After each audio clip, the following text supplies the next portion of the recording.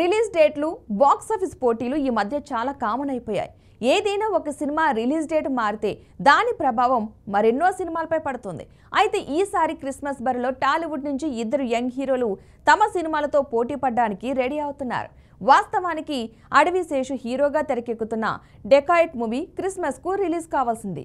కానీ డెకాయిట్ ఇప్పుడు వాయిదా పడడం వల్ల ఆ డేట్ను వాడుకోవాలని ఇద్దరు హీరోలు పోటీ పడుతున్నారు.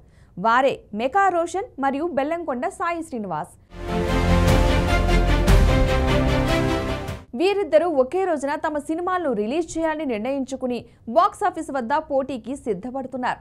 హీరో శ్రీకాంత్ కొడుకుగా ఇండస్ట్రీలో అడుగుపెట్టిన రోషన్ నుంచి పెళ్లి సందడి 2 తర్వాత ఎలాంటి సినిమా రాలేదు. ఇప్పుడు ఛాంపియన్ అనే సినిమాతో రోషన్ ప్రేక్షకుల ముందుకి రావడానికి రెడీ అవుతున్నారు. స్పోర్ట్స్ డ్రామాగా తెరకెక్కుతున్న ఈ సినిమాను రోషన్ పుట్టినరోజు నాడు స్వప్న సినిమాస్ అనౌన్స్ చేసింది. అనేశ్వర రాజన్ అనే మలయాళ నటి ఛాంపియన్ మూవీతో టాలీవుడ్లోకి అడుగుపెడుతున్నారు. డిసెంబర్ 25న ఛాంపియన్ రిలీజ్ కానుండగా ఈ సినిమాపై అందరూ ఎగ్జైటింగ్గా ఉన్నారు.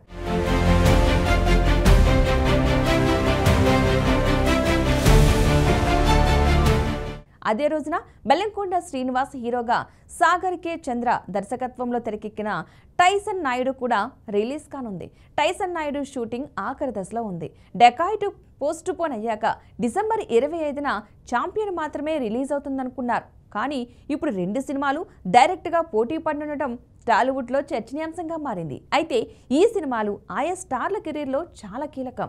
రోషన్ ఈ సినిమాతో స్ట్రాంగ్ కంబ్యాక్ ఇవ్వాల్సి ఉండగా, కిష్కింధపురితో మంచి హిట్ అందుకున్న బెల్లంకొండ శ్రీనివాస్ ఈ సినిమాతో ఆ సక్సెస్ను కంటిన్యూ చేయాల్సి ఉంది.